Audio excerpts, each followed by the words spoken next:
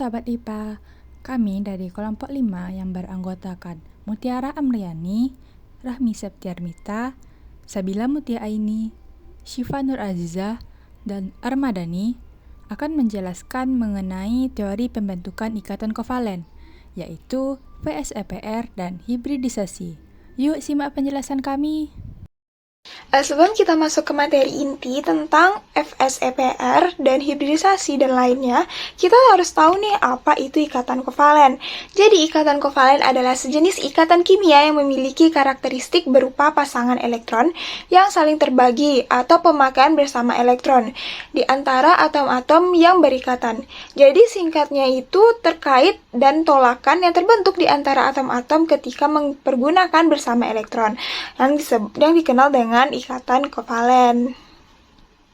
Nah, ikatan kovalen ini terjadi agar atom-atom dapat memperoleh susunan elektron yang stabil. Agar stabil, ikatan ini akan membentuk susunan 2 atau duplet dan 8 atau oktet. Jadi ikatan kovalen ini adalah ikatan yang terbentuk antara sesama antar atom non-logam. Jadi non-logam ditambah non-logam.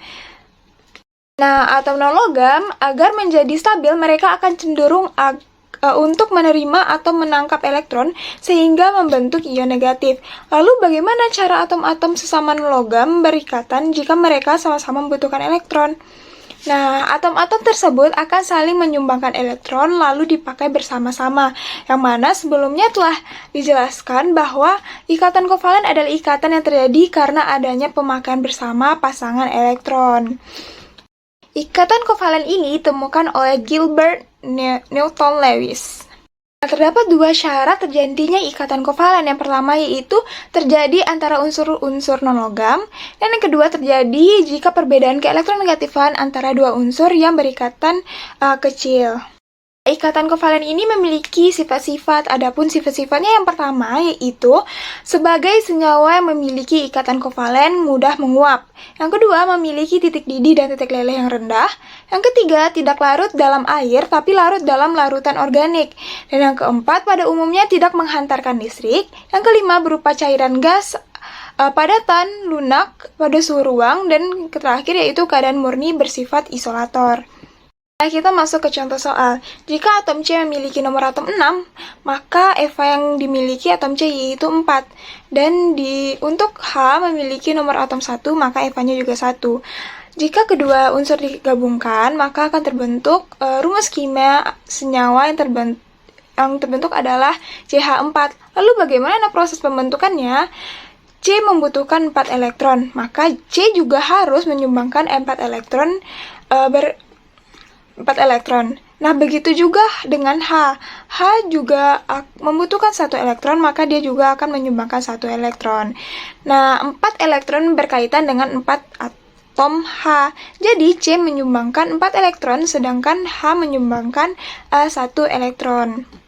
Nah, dapat kita lihat pada gambar bahwa C akan stabil dengan 4 atom H. Dan H pun akan stabil atau duplet dengan C. Nah, maka PEI yang dihasilkan dari CH4 ini yaitu 4 dan PEB-nya yaitu 0. Apa sih PEI? Jadi PEI itu adalah pasangan elektron ikat yaitu ada 4 buah, dan PEB-nya atau pasangan elektron bebasnya tidak ada. Nah, kita masuk ke jenis-jenis ikatan kovalen berdasarkan jumlah pasangan elektron. Yang pertama ada ikatan kovalen tunggal.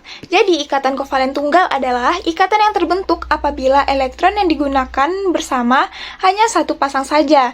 Itu artinya masing-masing atom hanya memberikan 1 elektron saja untuk digunakan bersama-sama. Contoh ikatan kovalen adalah H2O. Kita masuk ke ikatan kovalen rangkap 2.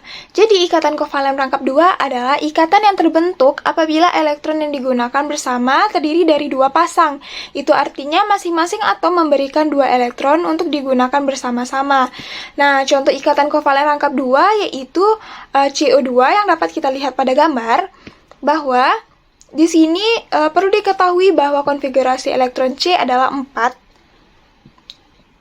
atau maksudnya Eva-nya adalah 4, sedangkan O ada 6 elektron Eva-nya. Jadi artinya atom C kekurangan 4 elektron untuk mencapai kestabilan di kulit terluarnya, sedangkan O kekurangan 2 elektron. Berhubung keduanya sama-sama kekurangan, jadi C menyumbangkan 2 elektron ke masing-masing atom O, sehingga jumlah elektron bertambah menjadi 8, yang artinya kestabilan di kulit terluar atom sudah tercapai. Nah, di sini juga kita dapat lihat terdapat 2 pasang elektron yang berikatan dengan C dan O. Kita masuk ke ikatan kovalen rangkap 3. Nah, ikatan kovalen rangkap 3 ini yaitu ikatan yang terbentuk apabila elektron yang digunakan bersama terdiri dari 3 pasang. Adapun contoh ikatan kovalen rangkap 3 adalah C2N2, CO, dan N2. Nah, ikatan kovalen rangkap 3 ini merupakan ikatan yang terjadi antara 2 atom yang melibatkan 6 elektron ikatan dalam satu ikatan kovalen. Nah, dapat kita lihat contohnya pada gambar di samping, yaitu seperti yang diketahui jumlah elektron valensi nitrogen kan ada 5 elektron. Dan 5 elektron tersebut ada 3 elektron yang tidak berpasangan. Untuk mencapai kestabilan atau konfigurasi oktet, pada kulit terluarnya masing-masing atom N memberikan 3 elektron, sehingga terbentuklah ikatan rangkap 3, karena ada 3 pasang elektron yang digunakan bersama-sama yang ditandai dengan 3 buah garis seperti yang terlihat pada gambar. Ada ikatan kovalen koordinasi. Ikatan kovalen koordinasi merupakan jenis ikatan kovalen yang dibedakan berdasarkan sumber elektron yang akan dipakai bersama. Ikatan kovalen koordinasi terjadi karena adanya satu atom saja yang menyumbangkan pasangan elektron. Jadi, atom pasangan tidak bisa menyumbangkan elektron. Ikatan ini hanya akan terjadi antara unsur-unsur non-logam. Nah, contoh kovalen koordinasi adalah molekul HNO3, SO3, NH4Cl, dan H2SO4. Nah, pada gambar kita lihat adanya contoh ikatan kovalen koordinasi dari H2SO4. Nah, selanjutnya kita masuk ke jenis ikatan kovalen berdasarkan kepolarannya. Yang pertama ada ikatan kovalen polar. Jadi, jenis ikatan kovalen yang jika dilihat berdasarkan muatan di dalam molekul akibat distribusi elektron ikatan, yaitu ikatan kovalen polar dan nonpolar. Nah, apa sih itu ikatan kovalen polar? Jadi, ikatan kovalen polar adalah ikatan yang terbentuk ketika pasangan elektron yang digunakan bersama-sama tertarik ke salah satu atom karena adanya perbedaan keelektronegatifan. Ada 3 syarat terbentuknya ikatan kovalen polar. Yang pertama, adanya perbedaan keelektronegatifan. Nah, yang kedua, sering terjadi pada 2 atom berbeda, seperti HCl, HBr. Selanjutnya yang ketiga yaitu adanya pasangan elektron bebas, seperti H2O, NH3, dan PCl3. Nah, untuk ikatan kovalen polar ini terjadi ketika pasangan elektron ikat terkait lebih kuat ke salah satu atom. Hal ini karena adanya perbedaan keelektronegatifan antar atom tersebut. Jadi, makin besar selisihnya, maka akan semakin besar pula kepolaran ikatannya. Nah, di sini kita lihat bahwa contoh dari ikatan H dengan Cl, di mana keelektronegatifan Cl adalah 3, sedangkan H nilainya yaitu 2,1. Nah, selain itu, zat polar akan cenderung tertarik kepada zat polar lainnya. Begitu juga dengan zat nonpolar cenderung lebih tertarik kepada zat nonpolar juga. Contohnya itu adalah air yang merupakan zat polar dan minyak yang merupakan zat nonpolar. Itulah mengapa air dan minyak sulit untuk bersatu. Kedua yaitu kita masuk ke ikatan kovalen nonpolar. Apa sih itu ikatan kovalen nonpolar? Jadi ikatan kovalen nonpolar adalah ikatan yang terbentuk ketika pasangan elektron yang digunakan bersama-sama dari atom yang sama memiliki keelektronegatifan yang sama-sama kuat, sehingga tidak ada elektron yang cenderung ke salah satu atom saja. Adapun cara terbentuknya ikatan kovalen nonpolar adalah yang pertama, tidak ada perbedaan keelektronegatifan atau kurang dari 0,5 satuan Pauling. Yang kedua, sering terjadi pada atom yang sejenis seperti H2, O2, N2. Nah, yang ketiga yaitu tidak terdapat pasangan elektron bebas seperti CCl4, PCl5, dan SF6. Nah, senyawa CH4 atau metana juga termasuk salah satu ikatan kovalen nonpolar. Senyawa ini memiliki bentuk yang simetris, artinya tidak ada pasangan elektron bebas pada struktur molekul Lewis-nya. Selain itu, selisih nilai keelektronegativan C dan atom H juga kurang dari 0,5. Dengan demikian, elektron terbagi rata antara C dan atom H. Untuk lebih jelas, mari kita ketahui cara menggambar ikatan kovalen. Nah, ikatan kovalen biasanya digambar dengan menggunakan struktur Lewis. Berikut cara penggambarannya. Yang pertama, tentukan atom pusat terlebih dahulu. Misalnya kita mengambil contoh yaitu H2O. Artinya jumlah atom H ada 2 dan atom O berjumlah 1. Nah, maka atom pusatnya adalah O.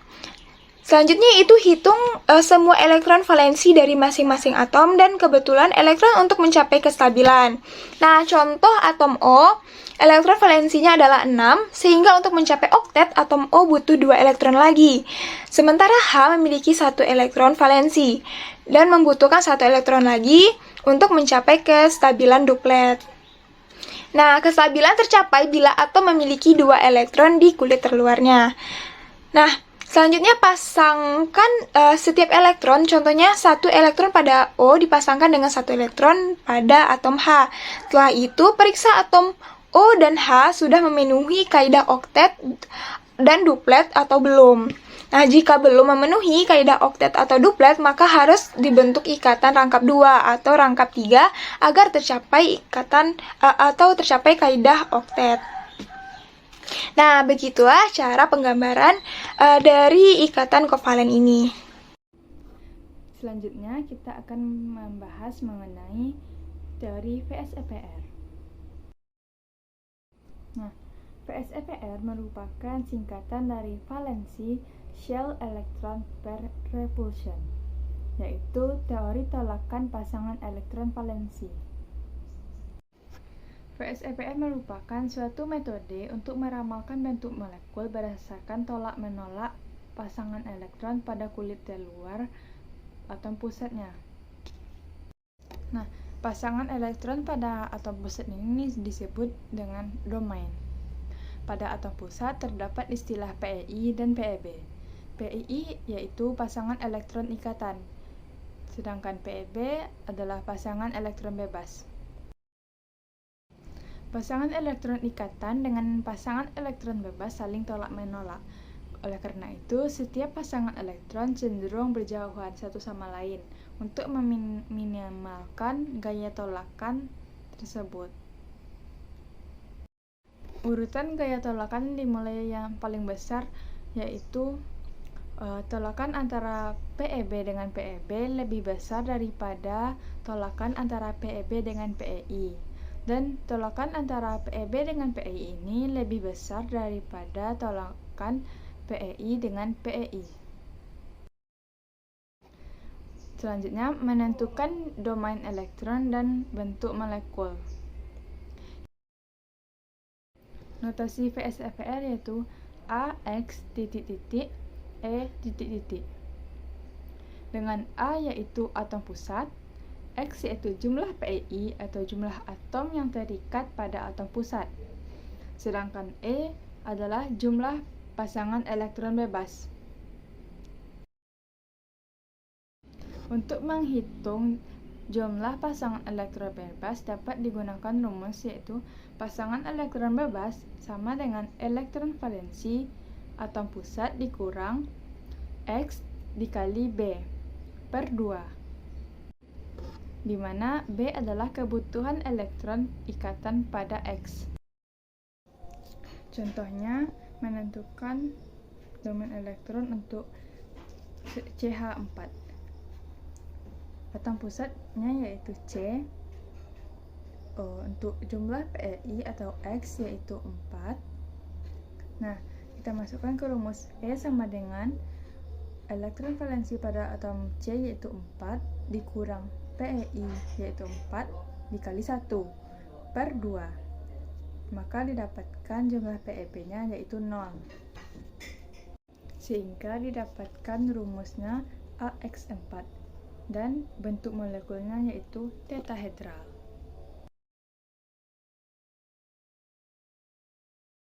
Bentuk-bentuk molekul berdasarkan teori domain elektron.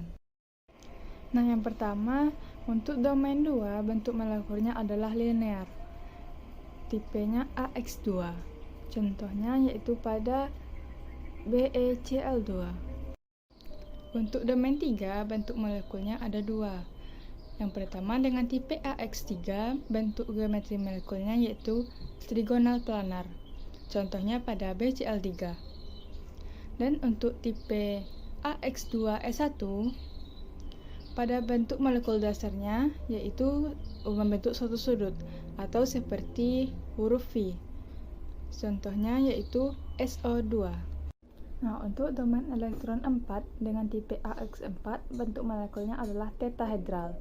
Contohnya CH4. Nah, untuk tipe AX3E1, bentuk molekulnya adalah trigonal piramida dengan contohnya NH3. Dan pada tipe AX2E2, bentuk molekulnya membentuk sudut atau seperti huruf V. Contohnya pada molekul H2O. Selanjutnya, untuk domain elektron 5, bentuk molekulnya yang pertama tipe AX5, bentuknya trigonal bipiramida. Contohnya pada PCl5. Lalu pada tipe AX4E1, bentuk molekulnya adalah tetrahedral terdistorsi. Pada AX3E2, bentuk molekulnya membentuk huruf T. Dan pada AX2E3, bentuk molekulnya adalah linear. Bentuk molekul dengan 6 domain elektronnya, yaitu AX6 dengan bentuknya oktahedral. Contohnya pada SF6. Dan pada tipe AX5E1, bentuknya tetragonal piramida. Contohnya pada F5. Dan pada AX4E2, bentuk molekulnya adalah segi 4 datar. Contohnya pada N. Nah, selanjutnya kita masuk ke materi hibridisasi. Nah, apa sih hibridisasi? Jadi, hibridisasi merupakan campuran orbital. Jadi, orbital atom untuk membentuk atom baru dengan tingkat energi di antara orbital-orbital yang dicampurkan. Nah, orbital hasil pencampuran disebut dengan orbital hibrida. Apa sih tujuan dari hibridisasi? Jadi, tujuannya yaitu untuk mencapai keadaan stabil dengan cara promosi elektron. Selain itu, hibridisasi orbital juga berguna untuk menjelaskan struktur molekuler ketika teori ikatan valensi gagal untuk dijelaskan. Nah, agar lebih jelas, mari kita lihat contoh berikut. Nah, di sini terdapat metana yaitu CH4. Nah, atom C yang memiliki nomor atom 6. Jadi, atom C dari CH4 ini memiliki nomor atom 6. Nah, konfigurasinya kalau kita bikin yaitu 1s2, 2s2, dan 2p2. Nah, kalau kita bikin orbitalnya seperti ini, terdapat S memiliki 1 kotak dan P ada 3 kotak. Nah, yang kita ketahui C memiliki elektron valensi 4. Nah, di bagian sini dia tidak memiliki 2 pasang elektron yang tidak berpasangan, sehingga dia hanya bisa mengikat 2 atom H saja, yang mana hasilnya yaitu CH2. Yang mana kita ketahui kalau CH2 itu adalah tidak stabil. Jadi supaya stabil, maka atom C harus mengikat 4 atom H. Supaya dapat mengikat 4 atom H, dia harus mengalami hibridisasi atau mengalami promosi. Maka kalau kita tulis hibridisasinya, yang awalnya yaitu C6, 1s2, 2s2, 2p6, orbitalnya seperti ini. Setelah melakukan hibridisasi, satu elektron yang ada pada 2s2 akan berpindah ke 2p2, yang mana pada awalnya 2s2 berpasangan menjadi tidak berpasangan karena elektronnya berpindah ke 2p2. Jadi setelah terjadinya hibridisasi, ada 4 elektron yang tidak berpasangan. Dan di sini terdapat CH4 yang mana 4 atom H akan mengisi orbital kosong, sehingga bentuk orbital dari CH4 adalah S1 dan P-nya 3. Nah, kita selanjutnya masuk ke macam-macam hibridisasi. Ada beberapa macam hibridisasi yang kemudian menghasilkan panjang ikatan, sudut, kekuatan, dan energi ikatan yang berbeda. Beberapa di antaranya ada yang pertama ada hibridisasi SP, ada hibridisasi SP2, dan ada hibridisasi SP3. Nah, untuk yang pertama yaitu hibridisasi SP. Nah, hibridisasi SP terjadi saat ada penggabungan satu orbital S dengan satu orbital P. Artinya ada dua orbital P bebas yang tidak digunakan. Hasil hibridisasi ini adalah jenis ikatan rangkap 3, karena ada dua orbital P bebas yang dapat membuat ikatan lagi dengan orbital atom lainnya. Artinya kekuatan ikatan jadi lebih kuat dan jarak ikatan paling pendek daripada dua hibridisasi lainnya. Bentuk yang dihasilkan adalah linear dengan sudut 180 derajat. Contohnya yaitu molekul SP adalah C2H2. Lihat contoh berikut ini. Terdapat contoh soal tentukan hibridisasi C dengan bentuk molekul dari senyawa C2H2. Nah, atom C memiliki konfigurasi 1s2, 2s2, 2p6 dan kalau struktur Lewesnya kita lihat pada gambar di sini. Nah, untuk H dan C ini kita terdapat ikatan P, dan di antara C dengan C ini kan ada tiga rangkap. Nah, bagian atas yaitu ada ikatan P dan dua lainnya yaitu ikatan sigma. Nah, untuk awalnya atom C ini memiliki orbital seperti pada gambar di sini. Nah, kalau kita buatkan saat promosi elektronnya bahwa elektron yang di 2s akan berpindah ke 2p. Nah, yang mana kita ketahui ikatan sigma ini lebih kuat daripada ikatan pi. Jadi ikatan pi ini bisa kita abaikan saja. Maka dari itu hibridisasi yang dihasilkan yaitu SP yang dengan bentuk linear. Nah, selanjutnya kita masuk ke hibridisasi SP2. Nah, pada jenis ini terjadi penggabungan satu orbital S dengan dua orbital P. Artinya, ada satu orbital P bebas yang tidak digunakan. Nah, ikatan yang dihasilkan rangkap 2 lebih lemah daripada ikatan rangkap 3, tapi lebih kuat dari ikatan tunggal. Panjang ikatan lebih panjang dari SP, tetapi lebih pendek dari SP3.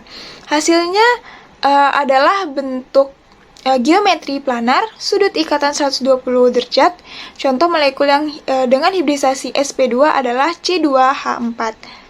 Untuk lebih jelas, lihat contoh berikut. Nah, tentukan hibridisasi O dan bentuk molekulnya dari senyawa O2. Nah, yang mana kita ketahui kalau O ini memiliki nomor atom 8, jadi konfigurasinya 1s2, 2s2, 2p4. Kalau kita gambarkan orbitalnya seperti gambar di samping, bahwa di S ada 2 elektron, di P ada 4 elektron. Nah, di sini terdapat struktur Lewesnya. Nah, di bagian struktur Lewes ini terdapat rangkap 2. Nah, yang bagian atas, ikatan yang di atas kita sebut dengan ikatan pi, yang di bawah adalah ikatan sigma. Nah, yang mana kita ketahui sebelumnya bahwa ikatan sigma lebih kuat daripada ikatan pi. Jadi, di sini ikatan pi-nya kita abaikan saja, yang mana hasil hibridisasinya atau bentuk molekulnya dari O2 yaitu SP2 dengan segitiga planar. Nah, selanjutnya yang macam-macam hibridisasi yang terakhir yaitu ada hibridisasi SP3. Dalam hibridisasi ini ada penggabungan satu orbital S dan 3 orbital P. Jenis ikatan tunggal, artinya kekuatan paling lemah dan paling panjang. Bentuk molekul yang dihasilkan adalah tetrahedral dengan contoh molekulnya adalah CH4, yang mana telah dijelaskan sebelumnya contoh dari CH4. Nah, kalau dijelaskan ulang bahwa contohnya itu CH4, yang mana C memiliki nomor atom 6. Kalau kita bikin konfigurasinya 1s2, 2s2, 2p2, dan kalau kita gambarkan bentuk orbitalnya seperti ini, yang mana di 2s ada 1 kotak, di 2p ada 3 kotak. Nah, di 2s ini terdapat 2 elektron dan di 2p ada 2 elektron. Nah, kalau saat terjadinya promosi atau terjadinya hibridisasi, elektron yang ada di 2s akan berpindah ke 2p. Yang mana atom C ini akan membutuhkan 4 elektron. Nah, disitulah H akan masuk, 4 atom H akan masuk untuk memenuhi orbital tersebut. Jadi, hibridisasi yang terjadi yaitu sp3 dengan bentuk tetrahedral. Selanjutnya kita masuk dalam bentuk-bentuk molekul berdasarkan teori hibridisasi. Nah, dalam teori hibridisasi ada 5 bentuk molekul yang bisa diketahui melalui keadaan orbital hibrida, yaitu orbital yang bentuknya linear, trigonal planar, tetrahedral, segitiga bipiramida, dan oktahedral. Nah, berikut bentuk-bentuk molekul berdasarkan teori hibridisasi. Yang pertama ada hibridisasi sp dengan bentuk molekul linear, contohnya seperti ini.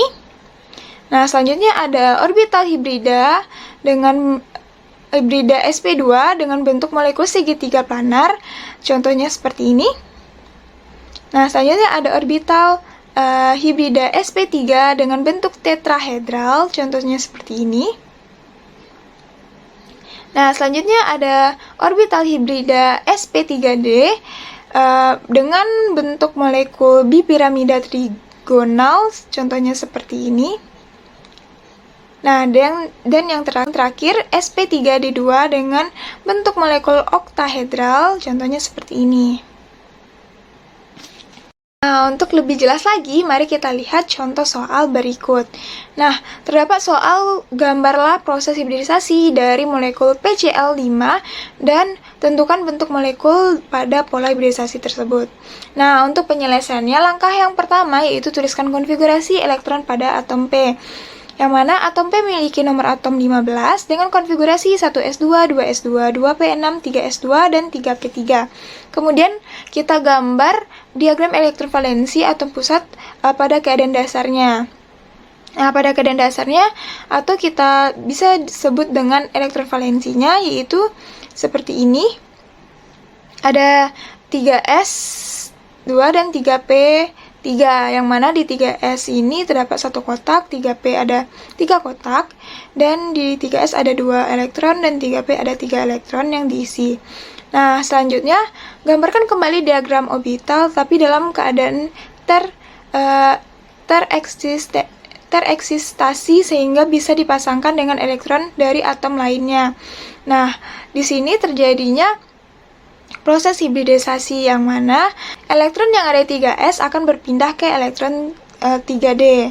Maka dari itu tentukan orbital hibrida dengan melihat orbital-orbital selanjutnya. Keadaan hibridanya seperti ini. Jadi orbital hibrida pada PCl5 yaitu orbital sp3d dengan bentuk bipiramida trigonal. Yang mana 5 elektron yang tidak berpasangan pada orbital sp3d akan berpasangan dengan elektron dari Cl. Molekul PCl5 adalah bentuk bipiramida trigonal. Baiklah, untuk materi selanjutnya kita akan masuk ke spontanitas reaksi kimia. Sebelum kita membahas mengenai spontanitas, terlebih dahulu kita harus mengetahui bagaimana prinsip dari reaksi kimia. Prinsip reaksi kimia mengacu pada 2 atau lebih molekul yang berinteraksi untuk membentuk produk baru, di mana terdapat 2 jenis molekul yaitu reaktan dan produk. Reaktan adalah zat bereaksi atau molekul awal dalam reaksi, sedangkan produk adalah zat hasil reaksi. Suatu reaksi kimia dipengaruhi oleh spontanitas dan kelajuan reaksi. Namun pada kesempatan kali ini kita hanya akan membahas mengenai spontanitas dari reaksi kimia. Proses spontan adalah proses yang dapat berlangsung dengan sendirinya tanpa pengaruh dari luar sistem. Contohnya yaitu pada air yang membeku secara spontan di bawah suhu 0 derajat Celcius dan es yang mencair secara spontan di atas suhu 0 derajat Celcius pada tekanan 1 atm. Contoh proses spontan lainnya yaitu pada panas, di mana panas secara spontan akan mengalir dari benda yang lebih panas menuju benda yang lebih dingin. Suatu reaksi dikatakan spontan apabila reaksi tersebut berlangsung tanpa pengaruh eksternal atau kerja dari luar. Sedangkan reaksi non-spontan adalah reaksi yang berlangsung dengan memerlukan gaya eksternal atau katalis untuk membantu memulai reaksi. Contoh dari reaksi non-spontan itu pada reaksi fotosintesis. Nah, pada proses fotosintesis membutuhkan cahaya matahari untuk membentuk glukosa. Hal inilah dikatakan bahwa fotosintesis merupakan reaksi non-spontan. Energi matahari atau sinar matahari yang diserap selama proses fotosintesis ini disebut sebagai reaksi endoterm. Ada beberapa faktor yang mempengaruhi spontanitas reaksi kimia. Yang pertama itu ada suhu. Suhu berpengaruh penting pada spontanitas reaksi, di mana ketika panas diterapkan pada reaktan yang mudah terbakar, maka pembakaran akan terjadi dan reaksi spontan pun akan terjadi.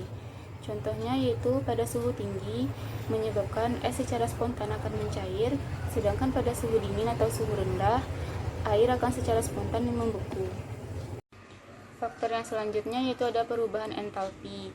Perubahan entalpi adalah perubahan panas dari reaksi pada suhu dan tekanan yang tetap, atau dapat dikatakan sebagai selisih antara entalpi zat produk dikurangi entalpi zat reaktan. Perubahan entalpi ini dilambangkan dengan delta H. Secara sistematis, perubahan entalpi dapat dirumuskan sebagai delta H sama dengan delta H produk dikurang dengan delta H reaktan.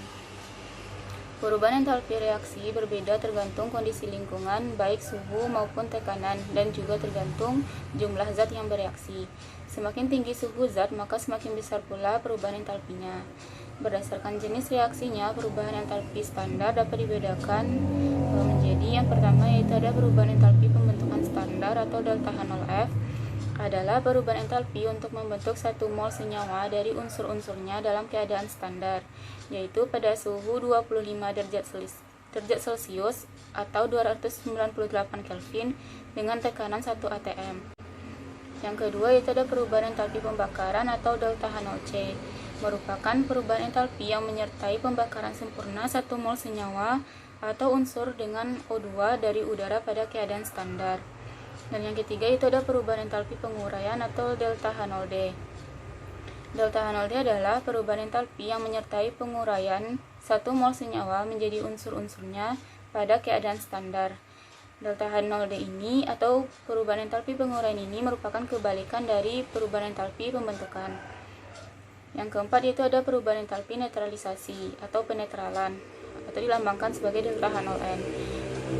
Perubahan ini adalah perubahan entalpi yang dihasilkan pada reaksi penetralan asam atau H+ oleh basa atau OH- atau basa oleh asam dan membentuk 1 mol air.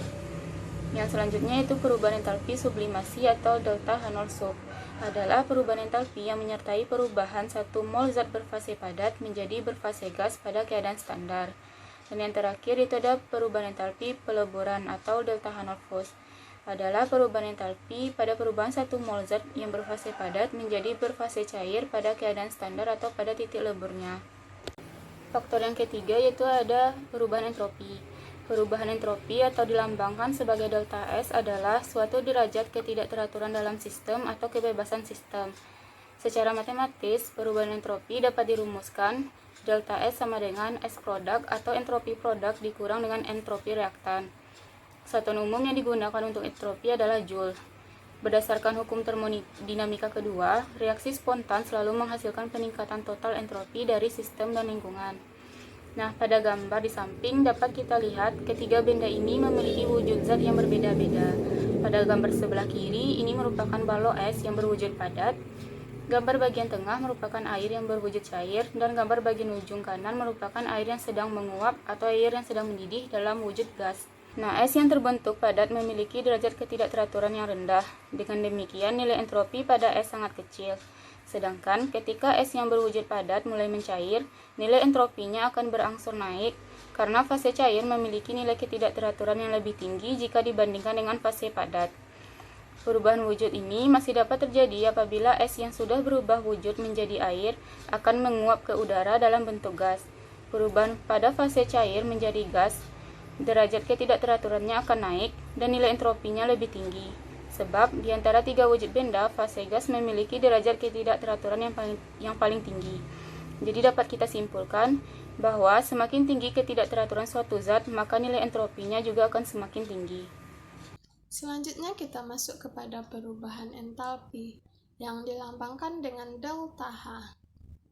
Untuk itu, perlu sobat ketahui bahwa entalpi adalah energi kalor yang diserap atau dilepaskan oleh sistem pada keadaan tetap. Dan besarnya entalpi ini sukar untuk diukur. Namun yang bisa ditentukan nilainya adalah perubahan entalpi saja. Jadi, perubahan entalpi ini merupakan suatu fungsi keadaan sehingga hanya bergantung pada keadaan awal dan keadaan akhir sistem. Dan secara sistematis, perubahan entalpi ini dapat dituliskan persamaannya dengan delta H sama dengan delta H akhir dikurang delta H awal. Dan dalam reaksi kimia, besarnya perubahan entalpi didapatkan dari selisih antara entalpi produk dan entalpi reaktan. Setiap perubahan entalpi reaksi berbeda-beda. Ini tergantung kepada kondisi lingkungannya, baik suhu maupun tekanan dan jumlah zat yang bereaksi. Makin tinggi suhu zat, maka semakin besar pula perubahan entalpinya. Oleh karena itu, pengukuran pada perubahan entalpi reaksi kimia dilakukan pada kondisi standar, yaitu pada suhu 25 derajat Celcius atau 298 Kelvin dan pada tekanan 1 atm yang biasa disebut dengan perubahan entalpi standar dengan satuan kilojoule. Adapun macam-macam perubahan entalpi standar yang dibedakan berdasarkan jenis reaksinya. Yang pertama, perubahan entalpi pembentukan standar. Yang kedua, perubahan entalpi penguraian standar. Yang ketiga, perubahan entalpi pembakaran standar. Yang keempat, perubahan entalpi netralisasi standar. Yang kelima, perubahan entalpi pelarutan. Yang keenam, perubahan entalpi peleburan. Dan yang ketujuh, perubahan entalpi sublimasi. Yang pertama, perubahan entalpi pembentukan standar yang dilambangkan dengan delta HF. Perubahan entalpi pembentukan standar ini adalah perubahan entalpi untuk membentuk satu mol senyawa dari unsur-unsurnya dalam keadaan standar. Contoh, dalam pembentukan NH3 atau amonia diperlukan setengah N2 ditambah 3/2 H2 yang masing-masing berfase gas dengan delta HF sama dengan negatif 46,1 kJ per mol. Tanda negatif pada delta HF berarti terjadi reaksi eksoterm atau dibebaskannya energi. Yang kedua, perubahan entalpi penguraian standar yang dilambangkan dengan delta HD merupakan perubahan entalpi yang menyertai penguraian satu mol senyawa menjadi unsur-unsurnya pada keadaan standar. Dan perubahan entalpi penguraian ini merupakan kebalikan dari perubahan entalpi pembentukan, dan nilainya sama dengan perubahan entalpi pembentukan, namun tandanya berlawanan.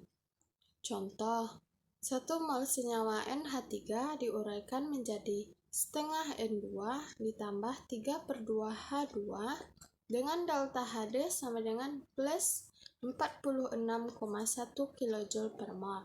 Atau contoh lainnya, 1 mol NaCl solid diuraikan menjadi Na solid ditambah setengah Cl2 dengan delta HD plus 176,6 kJ per mol. Yang ketiga, perubahan entalpi pembakaran standar atau delta Hc merupakan perubahan entalpi untuk pembakaran sempurna 1 mol senyawa atau unsur dengan O2 yaitu oksigen pada keadaan standar. Pembakaran dikatakan sempurna jika yang pertama, karbon terbakar sempurna menjadi CO2, yang kedua, hidrogen terbakar sempurna menjadi H2O, yang ketiga, belerang terbakar sempurna menjadi SO2, dan yang keempat, senyawa hidrokarbon yaitu CXHY terbakar sempurna menurut reaksi CXHY ditambah dengan O2 menghasilkan CO2 dan H2O yang belum setara. Contohnya, pada senyawa C2H6 dibakar dengan O2 menghasilkan CO2 ditambah H2O tapi belum setara. Maka persamaan yang setaranya yaitu C2H6 ditambah 7/2 O2 menghasilkan 2CO2 ditambah 3H2O yang masing-masing berfase gas dengan delta Hc negatif 2803 kJ. Yang keempat, perubahan entalpi netralisasi atau delta Hn merupakan perubahan entalpi yang dihasilkan pada reaksi penetralan 1 mol asam oleh basa atau sebaliknya 1 mol basa oleh asam dan membentuk 1 mol air yang diukur dalam keadaan standar.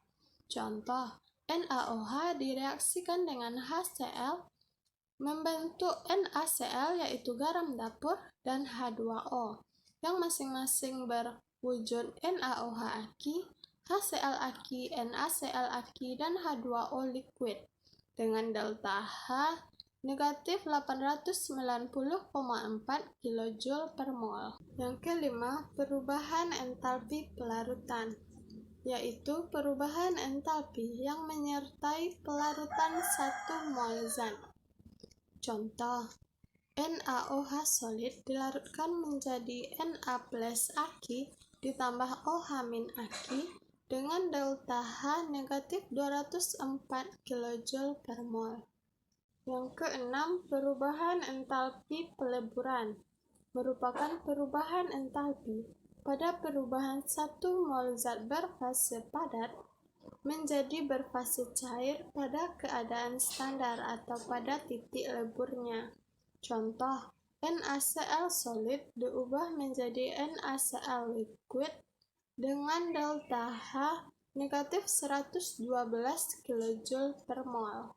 Yang terakhir, perubahan entalpi sublimasi atau delta H sub merupakan perubahan entalpi yang menyertai perubahan 1 mol zat berfase padat menjadi berfase gas pada keadaan standar. Contoh, H2O solid menjadi H2O gas dengan delta H plus 50,01 kJ per mol. Selanjutnya, kita akan membahas mengenai perubahan entropi. Entropi adalah suatu ukuran derajat ketidakteraturan suatu sistem dalam termodinamika. Semakin besar ketidakteraturan suatu sistem, maka akan semakin besar entropinya. Entropi dilambangkan dengan huruf S dengan satuan Joule per Kelvin. Nah, berbeda dengan entalpi, entropi mutlak suatu zat dapat diketahui sebagai entropi standar, yaitu entropi mutlak suatu zat pada tekanan 1 atm dan pada suhu kamar, yakni 25 derajat Celcius. Untuk menghitung berapa besar perubahan entropi suatu sistem, kita dapat menggunakan persamaan delta S sama dengan Q per T dengan keterangan bahwa delta S yaitu perubahan entropi dengan satuan Joule per Kelvin, Q yaitu kalor dengan satuan Joule, dan T adalah suhu dengan satuan Kelvin.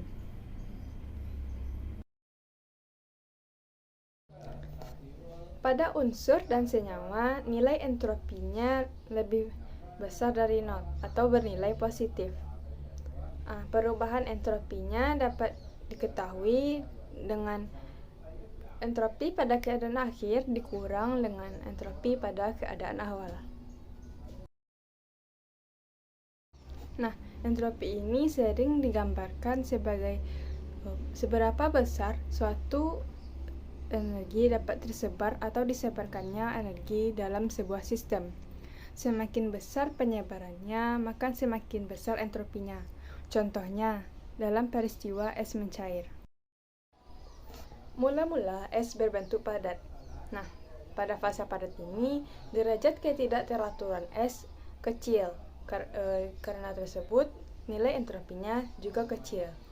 Ketika es mencair dan fasenya sudah dalam wujud cair, maka derajat ketidakteraturannya meningkat.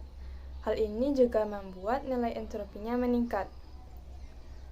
Karena fase cair, ketidakteraturannya lebih tinggi daripada fase padat. Nah, jika air tersebut mengalami penguapan, pada saat menguap akan berubah menjadi fase gas. Pada fase gas ini, derajat ketidakteraturan juga akan semakin tinggi dibandingkan fase cair.